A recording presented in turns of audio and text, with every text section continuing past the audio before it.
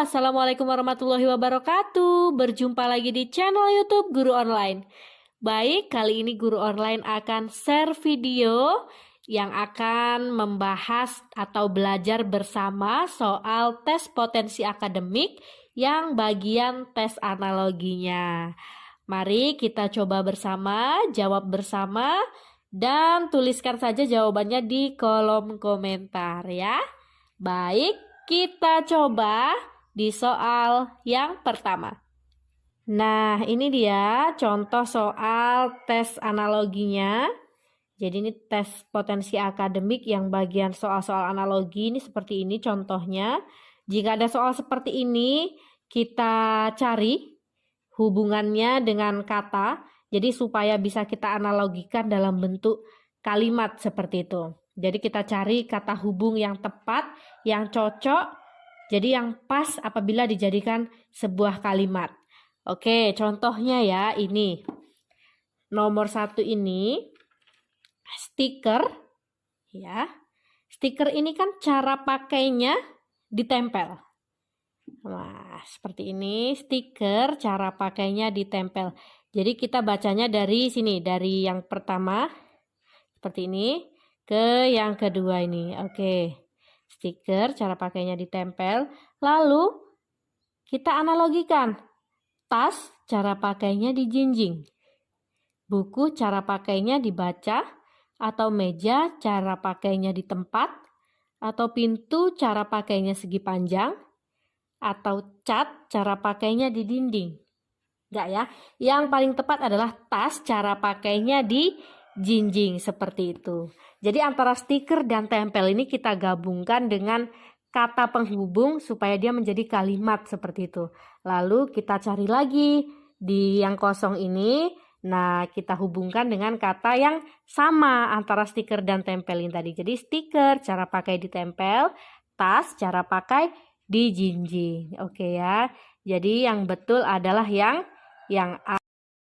Oke, kita masuk ke soal nomor 2 ya. Baik, ini ada kelapa, santan. Kita cari dulu kata hubungnya supaya dia bisa menjadi kalimat.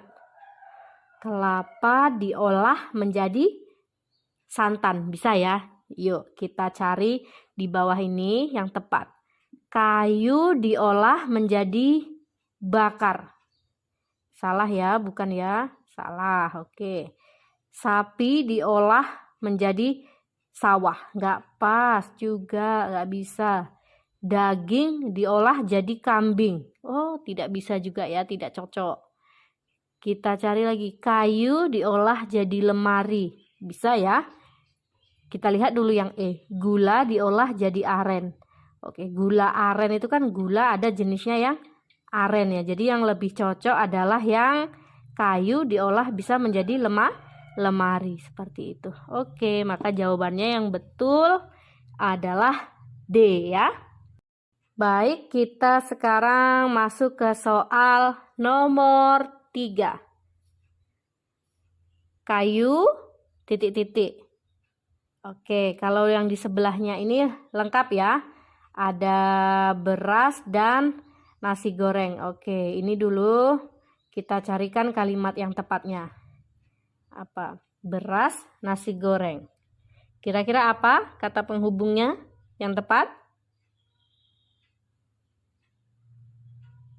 Sudah ada yang tahu? Silahkan ditulis di kolom komentar. Apa kira-kira jawaban nomor 3 ini dulu sebelum dibahas? Oke ya. Kita buat kata penghubungnya beras bisa menjadi atau beras bahan baku dari nasi goreng. Bisa ya? Beras bahan baku dari nasi goreng. Oke.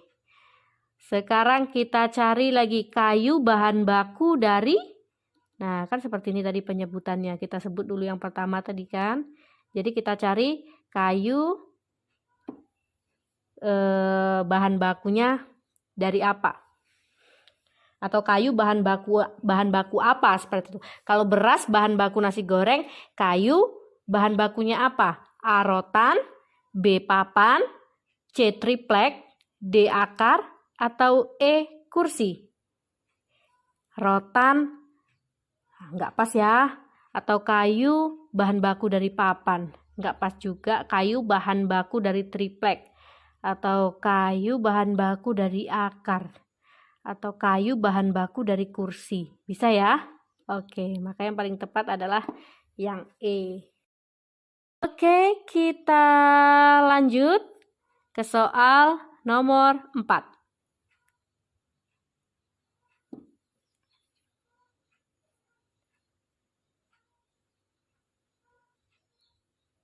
Oke, ini dia soal nomor 4.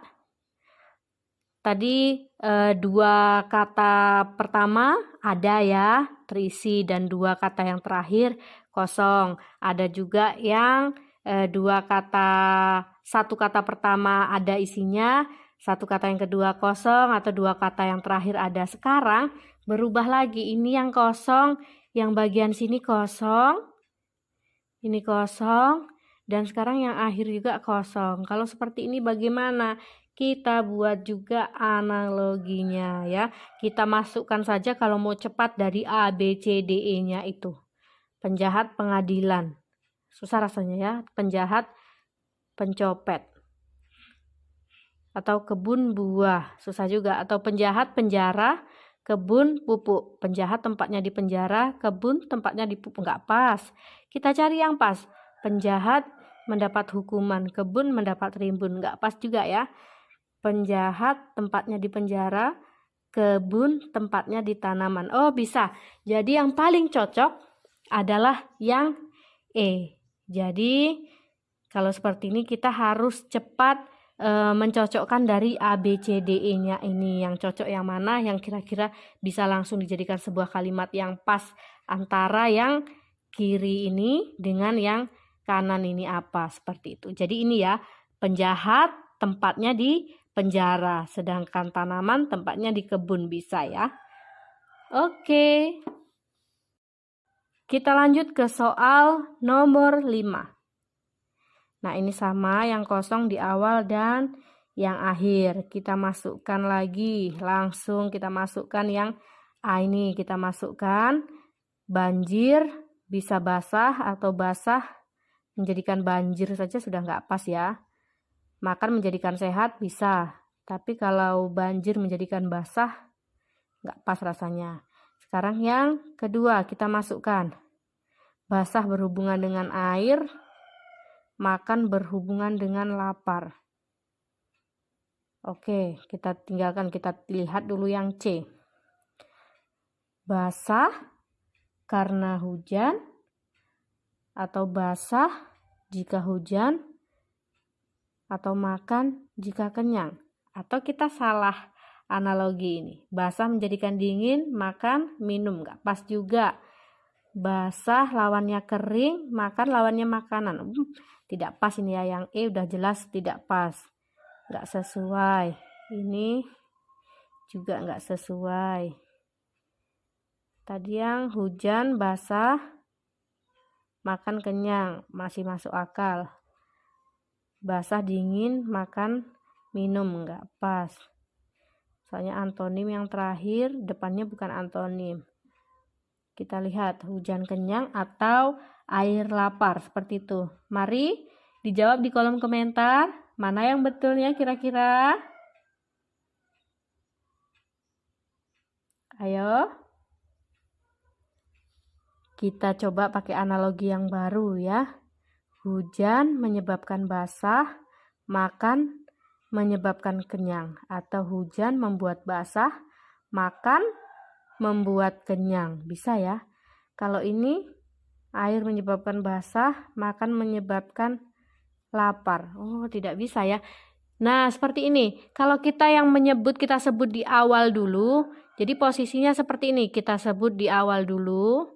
Lalu yang ini pun kita sebut di awal. Jadi tidak bisa dibalik-balik. Oke, jadi lebih mudah seperti ini. Kita sebut yang awal, maka yang di sini kita sebut yang awal dulu, yang duluan. Jadi seperti ini. Tadi kalau air menyebabkan basah masih bisa ya. Tapi kalau makan menyebabkan lapar, wah sudah tidak cocok ya. Oke. Kalau yang C, Hujan menyebabkan basah, makan menyebabkan kenyang. Atau hujan membuat basah, makan membuat kenyang. Oke, betul. Jadi yang betul adalah yang C, seperti itu. Baik, kita lanjut ke soal nomor 6. Gambut, titik-titik, titik-titik, transportasi. Oke, kira-kira apa? Kalau seperti ini, kira-kira apa?